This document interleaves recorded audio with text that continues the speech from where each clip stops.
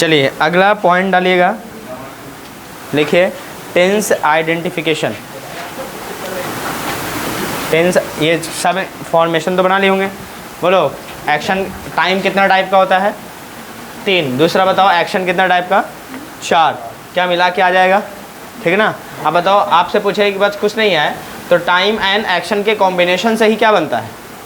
Tense बनता है, सीधा सीधा। समझ पा रहे कि नहीं पा रहे? हाँ, अकॉर्डिंग हमेशा देखोगे हमने पहले एक सेंटेंस लिखा था, सुनो, आई वॉच्ड आ मूवी,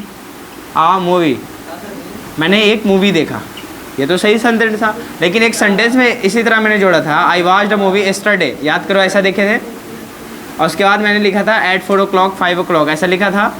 उसमें बताओ ये सेंटेंस फिर हो गया था गलत। यानी अगर ये ना लिखता तब तक ये सेंटेंस सही था, आई वॉच्ड अ मूवी, मैंने एक मूवी देखा। लेकिन जैसे ही मैंने ये जोड़ा था टाइम, तब ये सेंटेंस हो गया था गलत। याद करो, समझ पा रहे कि नहीं पा रहे? क्यों गलत हुआ था? एग्जैक्ट टाइम आपने पॉइंट ऑफ टाइम दिखाया, लेकिन जो एक्शन है मूवी देखने का, जो एक्शन आप चलाओगे कि एग्जैक्ट टाइम पे 5 बजे देख लोगे मूवी, नहीं देख सकते। तो ऐसे सिचुएशन में इसको क्या चाहिए? अंतराल वाला समय, कुछ इसको समय चाहिए। इसीलिए या तो टाइम तो हटा ही नहीं सकते थे, इसीलिए एक्शन में चेंजेस किए। क्या लगाए थे? वॉज वॉचिंग लगाए थे। याद करो, ऐसा था। हाँ, कोई दिक्कत तो नहीं था। और इसी में था, अगर ये भी ना होता, मालूम चले ये भी ना होता, तब भी सेंटेंस सही हो जाता। क्यों सही होता? अब ऐसे सिचुएशन में I watched a movie yesterday, मैंने कल एक मूवी देखा। 24 घंटा का बताओ, एक दिन होता है कि नहीं होता 24 घंटे का? तो इसमें 3 घंटे का मूवी, 4 घंटे या 2 घंटे 2.5 घंटे का जो भी होगा उसका अंतराल, क्या 24 घंटे में फिट होगा? बिल्कुल होगा। इसीलिए ये सेंटेंस फिट होगा सही। यानी आई वॉच्ड अ मूवी लिख के छोड़ दे तो भी सही, I watched a movie yesterday तो भी लिख के देखें तो भी सही हो जाएगा। लेकिन अगर एग्जैक्ट टाइम अगर लगा दें कल वाला, तब ऐसे सिचुएशन में हो जाएगा गलत। ऐसे सिचुएशन में पीरियड ऑफ टाइम देना पड़ेगा। हाँ बोलो।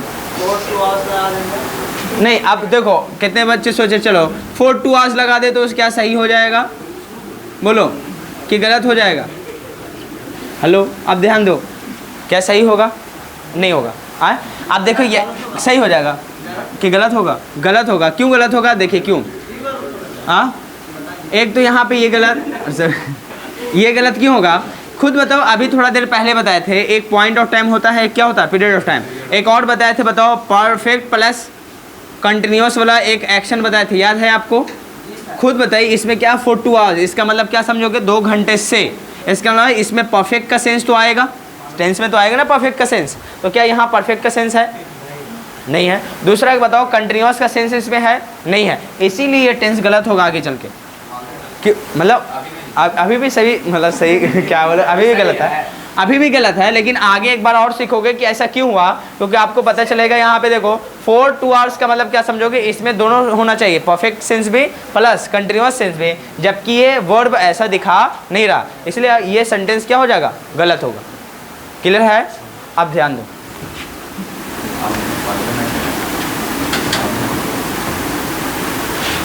एक हेडिंग डालेगा, टेंस आइडेंटिफिकेशन।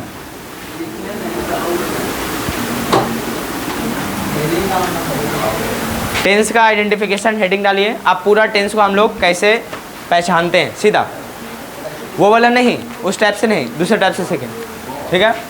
अब देखिए यहाँ पे खुद बताओ। एक पहले आपको बताए थे कि वर्ब के फॉर्म भी होते हैं, याद करो। क्या वर्ब का फॉर्म होता है कि नहीं होता है? एक टाइम में बताए थे वर्ब के कितने फॉर्म होते थे? 5 फॉर्म पढ़े थे, याद करो। लेकिन अब वो फॉर्म हम लोग 3 ही पढ़ेंगे, और 3 के अलावा बताए थे कि जो 4th फॉर्म था, जिसको आप कंटिन्यूस फॉर्म कहते थे, वो डायरेक्ट वर्ब के बेस में ही ing लगा के बनता था। और कंटिन्यूस फॉर्म के बाद जो 5th फॉर्म आप बताने थे, याद करो, वो सिंगुलर फॉर्म वर्ब कहलाता था। उसमें क्या बनाते थे? वर्ब में SES या IS लगाते थे, याद है आपको? चलिए आज वही वर्ब फॉर्म को हम लोग सीखेंगे कि बताइए जो फर्स्ट फॉर्म होता है इसको आप क्या नाम देते हो? इसको आप क्या कहते हो? प्रेजेंट में यूज़ होता है, सिर्फ यूज़ होता है कि नहीं होता? प्रेजेंट टाइम में। बोलो, अगर प्रेजेंट टाइम में यूज़ हुआ तो ये दिखाता क्या है भाई? ये वर्ब का फॉर्म कौन सा है? तो इसको क्या कहोगे? Plural form verb. याद करो, प्लूरल फॉर्म ऑफ वर्ब। याद है आपको? Plural form of verb. ठीक है? और दूसरा बताइए, इसी में एक सेकंड फॉर्म वर्ब पढ़े थे, याद है? तो सेकंड फॉर्म वर्ब में ये क्या दिखाता है? पास्ट टाइम को दिखाता है कि नहीं दिखाता है? दिखाता है ना। अगर ये पास्ट टाइम को दिखाता है तो इस ऑटोमेटिक इसको क्या कहोगे? पास्ट देखो ये तो प्लूरल फॉर्म वो दिखा रहा है, और ये जो बीत जाएगा इसको दूसरा नाम क्या देते हो, पास्ट फॉर्म दिखाते हो। ये भी किससे, इसको सीधा सीधा क्या कहोगे, पास्ट फॉर्म वर्ब, यानी इसको क्या कहते थे, प्लूरल फॉर्म वर्ब, जबकि इसको क्या कहोगे, पास्ट फॉर्म वर्ब। ये प्रेजेंट टाइम को दिखाएगा, ये किसको दिखाएगा, पास्ट टाइम को। बताइए जो थर्ड फॉर्म वर्ब होगा आगे चलकर हम लोग सीखेंगे कि ये कौन सा सेंस दिखाता है, तो परफेक्ट फॉर्म दिखाता है। क्या दिखाता है, परफेक्ट फॉर्म ऑफ वर्ब को दिखाता है, परफेक्ट फॉर्म ऑफ वर्ब। और ये भी देखो, ये कभी भी परफेक्ट फॉर्म डायरेक्ट सब्जेक्ट के बाद नहीं आता हमेशा। हाँ शुरू बोला V1 बताए, क्या V1 फिर से बताए। अच्छा फर्स्ट फॉर्म वर्ब बताओ क्या क्या होता है, तुम बताएगा फर्स्ट फॉर्म वर्ब क्या क्या होता है, इसको किस टाइप पे लिख सकते हो, क्या क्या नाम दे सकते हो। हैं पढ़ाई के टाइम ध्यान नहीं देते। देखो फर्स्ट फॉर्म वर्ब को प्रेजेंट टाइम के कैटेगरी में लेते हैं, हमेशा प्रेजेंट टाइम दिखाता है। दूसरा ये इसको नाम, दूसरा ये कह सकते हो कि प्लूरल फॉर्म वर्ब है, और तीसरा इसको फर्स्ट फॉर्म वर्ब भी कह सकते हो।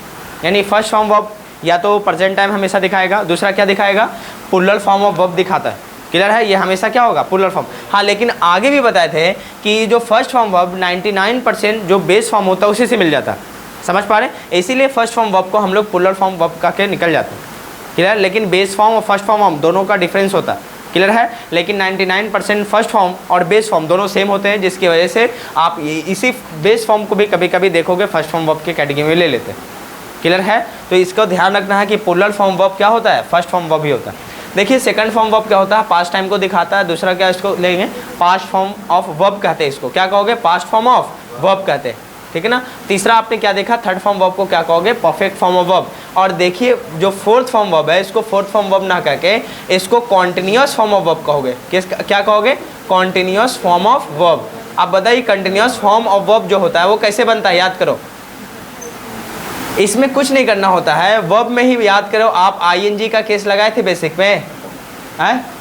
और इसी में आप बताइए जो फिफ्थ फॉर्म वर्ब था, इसका दूसरा नाम बताओ, सिंगुलर फॉर्म ऑफ वर्ब था। इसको क्या कहोगे, singular form of verb, singular form of verb. और जो सिंगुलर फॉर्म वर्ब होता है इसको ही आप क्या कहते हो, फिफ्थ फॉर्म ऑफ वर्ब। और ये भी किसको दिखाता है, प्रेजेंट टाइम को दिखाता है, लेकिन सब्जेक्ट के अकॉर्डिंग ये चेंज हो जाता है। याद है आपको, जैसा सब्जेक्ट वैसा वर्ब था। अगर सब्जेक्ट सिंगुलर होता था तो प्रेजेंट टाइम में ही ये फिफ्थ फॉर्म वर्ब आता था बैलेंस करने के लिए। यानी जहाँ पे फर्स्ट फॉर्म वर्ब यूज होगा वहाँ पे आप फिफ्थ फॉर्म यूज़ कर सकते हो, लेकिन मजबूरी क्या है कि सिंगुलर फॉर्म वर्ब आएगा तभी फिफ्थ फॉर्म यूज़ होगा, नहीं तो प्लूरल फॉर्म वर्ब अगर ये सब्जेक्ट आ जाएगा, प्लूरल फॉर्म सब्जेक्ट आ जाएगा तो क्या लगाओगे, फर्स्ट फॉर्म। अगर सिंगुलर सब्जेक्ट आ गया तो क्या लगाओगे, फिफ्थ फॉर्म। क्लियर है, कोई दिक्कत की बात तो नहीं है। अब यहाँ पे ध्यान दीजिए, एक और आपको टू बी वर्ब पढ़ाए थे, याद है आपको। टू बी वर्ब बताओ कितने फॉर्म में टूटा था, एम इज आर था, याद है आपको। और दूसरा क्या था, वाज या फिर क्या था, वर था। बताइए, अब खुद बताइए, इसमें भी आपको बहुत पहले बताए थे, जो इज होता है बताओ सिंगुलर सब्जेक्ट के साथ आता है तो इसको क्या कहोगे, सिंगुलर फॉर्म ऑफ वर्ब कहोगे। सिंगुलर फॉर्म वर्ब को बताओ फिफ्थ फॉर्म वर्ब कहते हैं कि नहीं कहते, याद है आपको, singular form of verb, singular form of verb. और बताइए ये क्या कहोगे, फर्स्ट फॉर्म वर्ब। अब इसको क्या कहते थे बताओ, plural form of verb, plural form of verb, याद है। और इसमें ही प्लूरल फॉर्म ऑफ वर्ब। और याद करो आई स्पेशल केस था जिसके साथ एम का यूज़ करते थे। बाकी खुद बताइए दोनों का ही पास्ट फॉर्म क्या बनता है, वाज या वर, तो इसको आप क्या कहोगे, सेकंड फॉर्म वर्ब। और इसी का जो थर्ड फॉर्म वर्ब बनता था, याद करो, बीन बनता था, याद है आपको। तो ये जो थर्ड फॉर्म वर्ब है इसको क्या कहोगे, परफेक्ट फॉर्म ऑफ वर्ब, याद है आपको, क्या कहोगे, परफेक्ट फॉर्म ऑफ वर्ब। चलिए, और इसी के अकॉर्डिंग बताओ आप क्या बनाओगे, इसका कंटिन्यूअस फॉर्म वर्ब, ये क्या बनेगा, बीइंग बनेगा। और बताइए यानी बेस फॉर्म जो होता है, देखिए ये जो बेस फॉर्म है उसी में तो आप आईएनजी लगाते हो कि नहीं लगाते हो, देखो। और इसी में यानी बेस फॉर्म में आप आईएनजी लगाते हो तो कंटिन्यूअस फॉर्म वर्ब बनता है, जिसको आप दूसरे वे में क्या कहते हो, फोर्थ फॉर्म वर्ब। और इसका टेक्निकल नाम क्या है, तो कंटिन्यूअस फॉर्म ऑफ वर्ब। क्या कहोगे, कंटिन्यूअस फॉर्म ऑफ वर्ब कहते हैं। और बताइए एक और इसका सिंगुलर फॉर्म क्या बनेगा, नहीं बनेगा, क्योंकि यही आपने दिखा दिया है कि ये सिंगुलर फॉर्म वर्ब है, ये प्लूरल फॉर्म वर्ब है, ये सेकंड फॉर्म वर्ब है, ये third form verb, perfect form verb, continuous बन गया। क्या पांचों फॉर्म इसके मिले कि नहीं मिले, आपको मिल चुके हैं। तो क्या यहाँ पे दिखेगा, क्या आप ऐसा कह सकते हो, 20 कह सकते हो, क्या ऐसा देखा कभी, कभी हो नहीं सकता। कैसा होगा, क्या ऐसा हो सकता है कि आप ऐसा कह दो, हाँ, क्या कभी ऐसा हो सकता है कि BIES कर दो, क्या बनेगा? ऐसा नहीं बन सकता क्योंकि ऑलरेडी यहाँ पे इसको सिंगुलर फॉर्म दिया गया। बताइए एक और वर्ब याद करो, आपको क्या पढ़ाए थे? टू हैव, याद है आपको? और टू हैव की भी कैटेगरी कई होते थे, याद करो। क्या फर्स्ट फॉर्म वर्ब इसका क्या होगा बताइए? इसका first form verb base form, कई फर्स्ट फॉर्म वर्ब हैं जो बेस फॉर्म वर्ब के बराबर होते हैं 99%, लेकिन ऐसा टू बी वर्ब है जिसका बेस फॉर्म अलग होता है और फर्स्ट फॉर्म वर्ब अलग आता है, जिससे ये पता चलता है कि जो बेस फॉर्म होता है वो बिल्कुल अलग है, लेकिन 99% जो वर्ब होते हैं फर्स्ट फॉर्म और बेस फॉर्म दोनों सेम होते हैं। बताओ हैव क्या होगा? इसका फर्स्ट फॉर्म वर्ब ही रह जाएगा। देखो इसी तरह उतारना है, इसको क्या कहोगे? Plural form verb. बताओ इसको क्या कहोगे आगे चल के? इसका पास्ट फॉर्म जो V2 बनेगा इसको क्या कहोगे? हैड। और कई ऐसे वर्ब बताए थे जिसका सेकंड फॉर्म थर्ड फॉर्म दोनों सेम होते थे और इसका थर्ड फॉर्म भी क्या रह जाएगा? सेम। और इसका बताइए कंटिन्यूस फॉर्म क्या बनेगा? हैविंग, है ना। इसका बताइए सिंगुलर फॉर्म वर्ब क्या बनेगा? हैज़। यानी इसको क्या कहोगे? Fifth form verb. इसको क्या कहोगे? Singular form of verb. क्या बनेगा आपसे, है ना? बताइए इसको क्या कहोगे? कॉन्टिन्यूस कहोगे कि नहीं कहोगे? इसका दूसरा नाम क्या कहोगे? Fourth form verb. बताइए इसको क्या कहोगे? Perfect form verb. यानी इसको क्या कहोगे? V3 कहोगे कि नहीं कहोगे? और बताइए इसको क्या कहोगे? V2, लेकिन इसका नाम क्या है?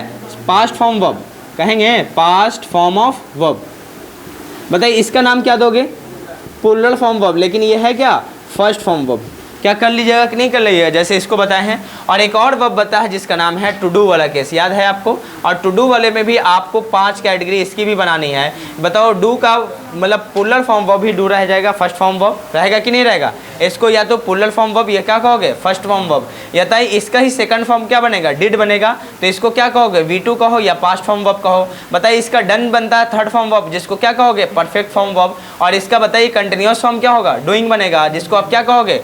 Fourth form verb. और इसका क्या बनेगा? डज बनेगा, जिसको क्या कहोगे?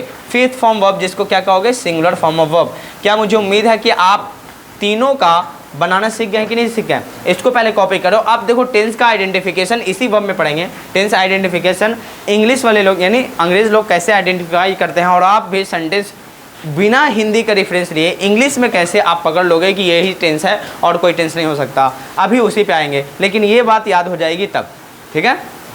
जल्दी से कॉपी करो।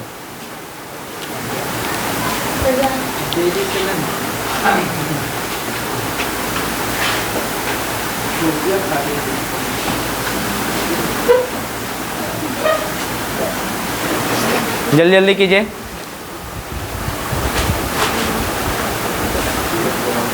चलिए इतना लिख लिए हैं। डू का फॉर्म, डिड का फॉर्म, ये हो गया। इसी पे पूरा बेस है आपका क्या? पूरा टेंस। अब देखो टेंस के आइडेंटिफिकेशन को कैसे डायरेक्ट इंग्लिश टू इंग्लिश सीखते हैं।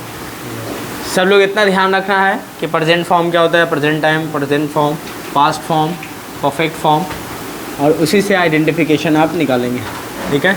अब चलो देखो कुछ बातें आपको बताया था। मैं कहूँ लिख रहा है तो कंटिन्यूस फॉर्म बताए थे, याद है? लिख लिया है, परफेक्ट फॉर्म होगा। 2 घंटे से लिख रहा है, इसने 2 घंटे में कुछ लिखा है तो उसको परफेक्ट कहोगे। 2 घंटे के बाद जो कंटिन्यूस चलो उसको क्या कहो? कंटिन्यूस है। तो परफेक्ट प्लस कंटिन्यूस का सेंस आ गया। एक और है, वह लिखता है तो क्या हो जाएगा? तो इंडेफिनिट में कैटेगरी चला जाएगा। अब देखो यहाँ पे मैं लिखता हूँ, खुद बताइए। एक बात ध्यान रखना है, जहाँ पे इज़ एम आर मिलता है वहाँ पे आप क्या समझते हो? प्रेजेंट टाइम की पास्ट टाइम? बोलिए, प्रेजेंट टाइम समझते हो? दूसरा, जहाँ जहाँ पे आपको हैज़ मिलता है और जहाँ जहाँ पे आपको हैव मिलता है, प्रेजेंट को दिखाता है कि पास्ट को? देखो पास्ट को कभी दिखाता है, प्रेजेंट टाइम को दिखाता है ना। चलिए, यानी ये अगर आपको मिलता है तो आप क्या समझते हो? प्रेजेंट टाइम दिखा रहा कि नहीं दिखा रहा? दूसरा, अगर आपको कभी मिल जाए कि वाज मिल जाता है आपको, बताइए वर मिलता है, आप क्या समझते हो? पास्ट टाइम कि प्रेजेंट टाइम? पास्ट टाइम समझते हो। आपको हैड मिल जाए तो क्या समझोगे? पास्ट समझोगे कि प्रेजेंट समझोगे? पास्ट समझेंगे सीधा सीधा। तो इसको देखते ही आपको समझ जाना है पास्ट होता है। क्या खुद बताइए, आप उससे पहले भी बताए थे कि विल और शैल एक मॉडल है और ये जहाँ मिल जाए तो एक ही चीज़ को दिखाता है, वो है फ्यूचर टाइम तक। याद है आपको? ये तो बताए थे। अब देखो मैं एक सेंटेंस लिख रहा हूँ, ही इज़, उसके बाद मैं लिखता हूँ राइटिंग। अब एक बात बताओ, उसके बाद अ लेटर लिख लो, उसके बाद आगे सेंटेंस बढ़ाने के लिए कुछ भी करो, बात अलग है। लेकिन बताओ जब भी आपको बताए हैं कि राइटिंग मिल जाए तो बताइए वर्ब में आईएनजी मिला है तो उसको कौन सा एक्शन में रखोगे? क्या कंटिन्यूअस होगा कि नहीं होगा? बिल्कुल होगा। बताइए इसको देख के आप क्या समझोगे? टाइम कौन सा है? प्रेजेंट की पास्ट? प्रेजेंट दिखाओगे। तो ये कौन सा टेंस हो गया बताओ, प्रेजेंट कंटिन्यूस। बस आपको कुछ नहीं देखना है कि आपको टाइम देख लेना है और एक्शन कौन सा है उस कैटेगरी को देख लेना, पक्का। चलो एक बात और है, ये तो पहला हो गया, सेंटेंस पकड़ लिए। दूसरा सेंटेंस बताओ, मैं लिखूँ ही, उसके बाद मैं लिखता हूँ वॉज, उसके बाद बताओ राइटिंग। बताओ कौन सा सेंटेंस होगा। अब बुक कर लेता हूँ बार, बताओ कुछ नहीं करना है, राइटिंग को देखते ही आपको क्या कहना है, कॉन्टिन्यूस होगा, है ना। जहाँ आईएनजी का फॉर्म दिखे कौन सा टेंस, कौन सा फॉर्म हो जाएगा, कंटिन्यूस। और जहाँ आपको वाज वर हेड मिलता है वहाँ समझोगे पास्ट होगा, तो ये कौन सी कैटेगरी हो जाएगी, पास्ट कंटिन्यूस। बताओ अब जल्दी जल्दी मैं सब चीज़ों को लिखता चला जाता हूँ इंग्लिश टू इंग्लिश, क्या आप पकड़ लोगे कि नहीं पकड़ लोगे, एकदम ईजी है, पक्का ना। चलिए तीसरा मैं लिखता हूँ, he has written, he has written books, mini books, जो भी करना है कर लीजिए संडे बढ़ाने के लिए। रिटन देखते ही आप क्या समझोगे, थर्ड फॉर्म वर्ब है, इसको क्या कहोगे, परफेक्ट है। बताइए कौन सा है, प्रेजेंट, तो समझ जाना कौन सा टेंस हो गया, प्रेजेंट परफेक्ट। क्या बताइए इजी होगा आइडेंटिफिकेशन कि नहीं, बोलो समझ में आ रहा है, कुछ नहीं करना। अब अच्छा एक बात बताओ, मैं यहाँ से बताओ ये क्या दिखाता है, सीधा सीधा टाइम दिखा रहा है कि नहीं दिखा रहा है, हाँ अरे ये टाइम ही तो दिखा रहा है ना। उसी की तरह तो ये भी तो है ना, राइटिंग की जगह राइटिंग है, इसकी जगह सिर्फ वाज है, तो ये भी क्या दिखा रहा है बताओ, टाइम को दिखा रहा है कि नहीं दिखा रहा, पक्का टाइम को दिखा रहा है ना। खुद बताइए इन दोनों में से मैं इन दोनों को हटा देता हूँ, क्या ये सेंटेंस सही होगा फिर, क्या ऐसा बेसिक में पढ़े थे कभी, ही राइटिंग, आई राइटिंग ऐसा लिखा था, कभी नहीं लिखे थे। इसका मतलब जो आपका एक्शन है वो सीधा सीधा डिपेंड किस पे कर रहा है, टाइम पे कर रहा है। अगर ये हट जाएगा तो मीनिंग नहीं दे सकता, समझ पा रहे कि नहीं पा रहे। इसीलिए कहा जाता है कि जो भी है सब डिपेंड किस पे होता है, टाइम पे होता है। कोई भी इंसान वो टाइम के अकॉर्डिंग चलता है, अगर ज़िंदगी से टाइम ही ख़त्म तो सब खत्म, उसको पता नहीं चलेगा क्या कर, बोलो समझ में आ रहा है कि नहीं आ रहा है। यानी ज़िंदगी में टाइम का सबसे बड़ा इंपॉर्टेंस होता है, और अकॉर्डिंग टू टाइम एक्शन कहाँ क्या चल रहा है वो दिखाना पड़ता है। बात समझ, कुछ नहीं है। देखिए यहाँ पे इज़ लिखा हुआ है, यहाँ पे वाज, बस बताओ अ बुक लिखा हुआ है, यहाँ पे लेटर की जगह आप भी यहाँ पे अ बुक लिख लीजिए, क्या फ़र्क पड़ेगा, क्या सेंटेंस दोनों सेम रहेगा, सिर्फ फ़र्क किसका है, टाइम का दिखेगा। समझ पा रहे कि नहीं पा रहे। और दोनों की जगह से टाइम हटा दो तो फिर पता नहीं चलेगा कहाँ की एक्शन है। यानी एक्शन को दिखाने के लिए टाइम की ज़रूरत पड़ती है, बिना टाइम के एक्शन को दिखा नहीं सकते, और कभी भी टाइम को चेंज नहीं करते, एक्शन को चेंज करना पड़ता है। भी बताए थे, आप घर से निकलो ऑटोमेटिक आपके साथ कुछ दुर्घटना हो जाए तो कोचिंग ना आकर फिर घर पहुँचो या कहीं और जाओगे, तो इसका मतलब सीधा सीधा टाइम में चेंजेस आए, जिसकी वजह से आप जा रहे हो एक्शन में चेंजेस कर रहे। क्या बताओ, टाइम को हटा सकते, जो दुर्घटना घटा उसको हटा सकते हो, टाइम हट जाएगा, कभी नहीं हटेगा, एक्शन चेंज होगा। समझ पा रही कि नहीं पा रहे।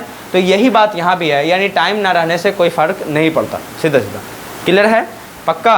अच्छा एक बात बताओ, इसीलिए क्या यहाँ से वाज या वर हटा सकते हैं, या इज हटा सकते हैं, वाज यहाँ से हटाएंगे, अगर हटाएंगे तो क्या मीनिंग निकल सकता है, नहीं निकल सकता। समझ पा रहे कि नहीं पा रहे। इसीलिए हेल्पिंग वर्ब का होना ज़रूरी है एक्शन को दिखाने के लिए, इसीलिए मेन वर्ब होता है और इसको क्या कहोगे, हेल्पिंग वर्ब। और हेल्पिंग वर्ब डिसाइड करते हैं कि जो मेन वर्ब है उसका टाइम कौन सा था।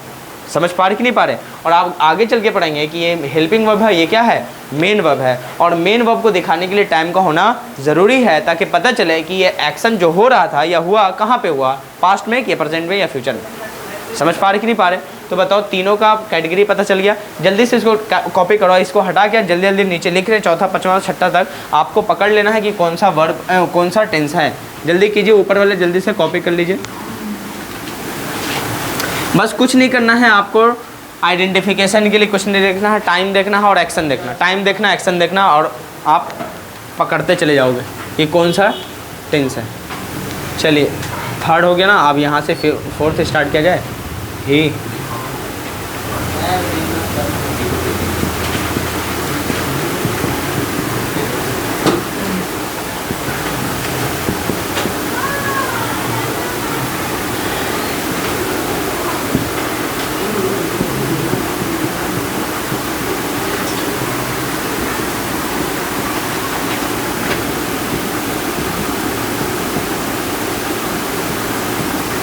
चलिए आपको यहाँ दिखाते चले जाना है बस।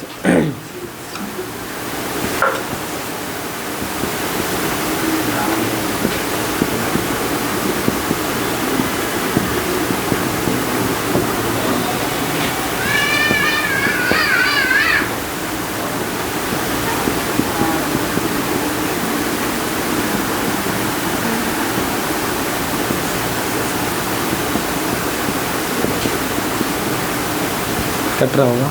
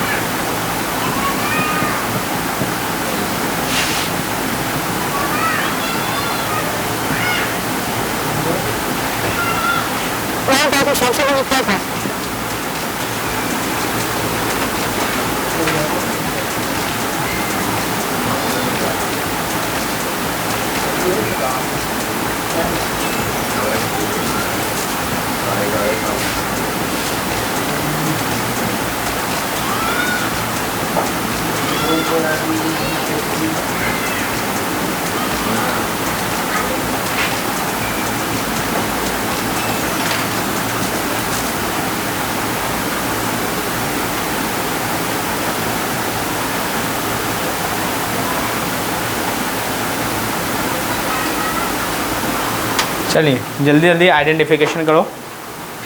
आइडेंटिफिकेशन मैंने सटा के लिखा है, लेकिन आप एक एक लाइन छोड़ कर लिखो ताकि अच्छे से पता चल पाए। चलो यहाँ तक लिख लिया था। जब लिख लिया तो पेन को स्टॉप कर दीजिए, रोक दीजिए। अब यहाँ से समझिए आप लोग ये कैसे पकड़ते हैं। देखो यहाँ से स्टार्ट करो। देखो सुनो, जैसे ही आपको बताए थे कि आपको फिफ्थ फॉर्म वर्ब मिले तो समझ जाना प्रेजेंट टाइम को दिखाएगा कि नहीं दिखाएगा, है ना। क्या आगे चल के कोई एक्शन दिखा रहा है? ये सिर्फ टाइम ना दिखा रहा है, क्या एक्शन दिखाई कि कौन से कैटेगरी का है?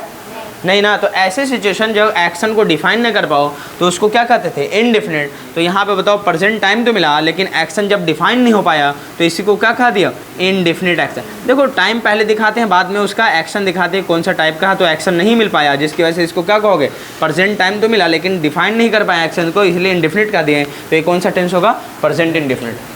इसीलिए आप भी देखोगे बेसिक में पढ़े भी थे, सब्जेक्ट के बाद अगर V1 या V5 आता था प्रेजेंट इंडेफिनिट होता था। क्यों हुआ समझ में आया? क्योंकि एक्शन तो टाइम तो मिल गया मुझे कि फर्स्ट फॉर्म या फिफ्थ फॉर्म रहे तो प्रेजेंट टाइम होता है, लेकिन आगे चल के एक्शन की कैटेगरी को नहीं दिखा पाए कि कंटिन्यूस है कि परफेक्ट है कि परफेक्ट कंटिन्यूस। जब नहीं दिखा पाए तो इसको कौन सी कैटेगरी में डाल देंगे? इनडेफिनिट एक्शन है, इनडेफिनिट प्रोसेस में डालेंगे। तो ये कौन सा टेंस होगा? प्रेजेंट इनडेफिनिट होगा। समझ पा रहे? अगर फिफ्थ नंबर की बात करें तो हैज़ हैव को देखते ही प्रेजेंट टाइम को दिखाता है कि नहीं दिखाता है? जब ये प्रेजेंट टाइम दिखाया और देखो ये थर्ड फॉर्म वर्ब है, बी का थर्ड फॉर्म बीन, यानी इसको क्या कहोगे? परफेक्ट कहोगे। अभी एक्शन खत्म नहीं हुआ, अभी भी देखोगे मेन एक्शन बचा है कंटिन्यूस का। तो बताओ ये कौन सा टेंस होगा? Perfect plus continuous. क्या ये ईजी हो गया? प्रेजेंट परफेक्ट कंटिन्यूस टेंस है। आगे पीछे कुछ रहे कोई मतलब नहीं, बस यहाँ देख लीजिए ये है कि नहीं। समझ पा रहे कि नहीं पा रहे? अगर मालूम चला यहाँ से ये ना होता, समझ परफेक्ट एक्शन सिर्फ होता, समझ पा रहे, लेकिन सेंटेंस गड़बड़ हो जाता। चलिए आगे 6 नंबर बताओ। He wrote. बताओ आपको सेकंड फॉर्म वर्ब देखते ही पास्ट पकड़े थे तो बताओ पास्ट तो लिख दोगे, लेकिन एक्शन बताओ। टाइम तो दिखा दिया आपने, क्या एक्शन दिखाया क्या? नहीं, क्योंकि ये एक्शन दिखा रहा है कि कंटिन्यूस एक्शन है। ये बताओ टाइम दिखाया, ये परफेक्ट एक्शन दिखाया ना, और ये हेल्पिंग वर्ब दिखा दिया कि ये टाइम कौन सा है? प्रेजेंट का है। तो प्रेजेंट के बाद क्या लगाओगे? परफेक्ट एक्शन है, कंटिन्यूस दोनों मिला हुआ है, तो प्रेजेंट परफेक्ट कंटिन्यूस हो गया। यहाँ पे बताइए ही पास्ट इंडेफिनिट की कैटेगरी में जाएगा तो ही, उसके बाद क्या लगाओगे? ही रोट अ लेटर कौन सी कैटेगरी का बनेगा? पास्ट इंडेफिनिट होगा। समझ में आ रहा है? ये वाला बताइए he had written a letter. Written देखते ही कौन सा बात बोलोगे? परफेक्ट होगा। थर्ड फॉर्म वर्ब बताओ किसकी कैटेगरी में जाएगा? परफेक्ट में। और बताइए हैड देखते ही क्या लगाओगे? पास्ट में, तो पास्ट परफेक्ट के ये चला जाएगा। समझ पा रहे? बताइए 8 नंबर में आपको बताए थे विल और शैल देखते ही इसको क्या कहोगे? फ्यूचर कहोगे। और देखिए फर्स्ट फॉर्म वर्ब देखते ही बताए थे कि इंडेफिनिट की कैटेगरी में जाएगा कि नहीं जाएगा? क्या एक्शन कुछ दिखाया आगे चल के कि कौन सा टाइप का है? जब नहीं है तो बताओ कौन सा इंडेफिनिट ना चला जाएगा? तो प्रेजेंट इंडेफिनिट की कैटेगरी होगी, सॉरी फ्यूचर इंडेफिनिट की कैटेगरी होगी, क्योंकि ये क्या दिखाता है? फ्यूचर को दिखाता है। बताइए ये क्या होगा? पास्ट। ये क्या होगा? परफेक्ट। ये क्या होगा? कंटिन्यूस। ये कौन सा टेंस हो गया? Past perfect continuous. ये वाला बताइए आगे 10वां नंबर, ये क्या होगा? फ्यूचर। और बताइए यहाँ पे देखो अब क्या होता है कि विल और शैल अपने बाद डायरेक्ट कंटिन्यूस फॉर्म तो ले नहीं सकता। मॉडल की कैटेगरी जब पढ़ाए थे तो उसमें याद करो कि फर्स्ट फॉर्म वर्ब लगाते थे, बेस फॉर्म था ना, तो ये बेस फॉर्म तो इसको मिल गया है ना। अब कंटिन्यूस में अपने पहले डायरेक्ट मॉडल भी नहीं लेते, तो इसको बैलेंस करने के लिए एम इज आर का बेस फॉर्म लगाया गया जिसका नाम क्या है, बी। और बी बेस फॉर्म था क्या, एम इज आर का, तो इसीलिए विल बी कंटिन्यूस में जाएगा। क्यों बी लगा, समझ में आया। अगर बी को हटाएंगे तो सेंटेंस गलत। समझ पा रहे कि नहीं पा रहे, होगा कि नहीं होगा, होगा ना। डायरेक्ट तो मॉडल कंटिन्यूस फॉर्म तो ले लेता ही है, बेस फॉर्म लेता है, इसीलिए ही विल बी राइटिंग लेना पड़ेगा। और देखोगे ये राइटिंग को भी क्या चाहिए, हेल्पिंग वर्ब चाहिए। तो फ्यूचर दिखा रहा ना, तो हेल्पिंग वर्ब कभी am is are will shall तो लेगा नहीं, तो इसका बेस फॉर्म ही तुरंत ले लेगा कि हाँ मुझे दे दो, और इसको हेल्पिंग वर्ब भी इसका मिल गया। बी क्या है, समझो हेल्पिंग वर्ब है, लेकिन मजबूरी में एम इज आर नहीं आ पा रहा। क्यों नहीं आ पा रहा है, क्योंकि मॉडल है यहाँ पे लगा, और मॉडल अपने बात कभी भी एम इज आर को नहीं लेगा। समझ पा रहे, हमेशा क्या देता है, बेस फॉर्म। तो अब बताओ यहाँ पे भी क्या हो जाएगा, फ्यूचर तो होगा, उसके बाद क्या लगाओगे, ये कंटिन्यूस टेंस होगा, फ्यूचर कंटिन्यूस हो जाएगा। यहाँ बताइए ये वाला बताओ। देखो ये सिर्फ दिखाने के लिए आया है, किसको, ये क्यों दिखाएं, फ्यूचर को दिखाने आया है। लेकिन आप खुद सोचोगे फ्यूचर परफेक्ट में दें, विल के बाद रिटर्न नहीं लिख सकते, डायरेक्ट रिटर्न लिखेंगे नहीं। इसकी मजबूरी है कि थर्ड फॉर्म लेने के लिए इसका क्या चाहिए, हेल्पिंग वर्ब चाहिए, है ना। तो आप बताओ यहाँ पे हैज़ हैड का तो यूज़ नहीं हो, क्योंकि मॉडल है, मॉडल अपने बात कभी भी क्या लेता है, बेस फॉर्म। तो हैव खुद एक बेस फॉर्म था, याद करो था ना, तो इसीलिए यहाँ पे क्या लगाएं, हैव लगाएं। तो he will have written and letter होगा। ये वाला बताओ, खुद बताइए, कंटिन्यूस है, परफेक्ट आपको मिल गया है, फ्यूचर मिल गया है, और मजबूरी में डायरेक्ट ये आता नहीं है मॉडल के बाद थर्ड फॉर्म वर्ब, तो मजबूरी में इसको बैलेंस करने के लिए क्या मिल गया, बेस फॉर्म वर्ब मिल गया। समझ पा रहे, और हैव अपना बेस फॉर्म है, इसके बाद लगा सकते हो। क्लियर है, कोई दिक्कत तो नहीं है। बताओ आइडेंटिफिकेशन पूरा क्लियर है, मुझे उम्मीद है। हाँ, टेंस का आइडेंटिफिकेशन आप डायरेक्ट जाते ही मिल जाएगा आपको। आप जाइए कहीं भी लिखा हुआ रहे तो ये सब हिंट्स देखते ही आप पकड़ लोगे कि कौन सा टेंस है। हिंदी याद रहे न रहे, सेंटेंस अगर इंग्लिश में लिखा हुआ है तो मुझे उम्मीद है कि आप पकड़ लोगे आज के बाद। पक्का, कोई दिक्कत तो नहीं होगा, पक्का ना। इसको कॉपी कर लीजिए, और मैं कल क्लास फिर से कंटिन्यूस करूँगा। अब यूज़ पढ़ाते चले जाएंगे वहाँ से कि मतलब कहाँ किसका यूज़ होगा। और थोड़ा अगर ये आज का क्लास मिस्टेक हुआ है तो जाने दो, कोई बात नहीं है। कल से उससे भी जैसे बता रहे थे ना शुरू में, और वहाँ से स्टार्ट होगा यूज़ नंबर 1 2 3 करके, वो नहीं मिस करना चाहिए। वहाँ से क्वेश्चन और प्लस स्पीकिंग के लिए किस एडवांस लेवल पे बात करेंगे वो कल सीखेंगे, ठीक है। चलो 2-3 क्वेश्चन ही करा देते हैं जिससे आपको पता चल जाए कि आप कितने नॉलेजेबल हैं, और कल वहीं से स्टार्ट किया जाएगा। पहले इसको कॉपी कर लीजिए जो लोग नहीं किए थे।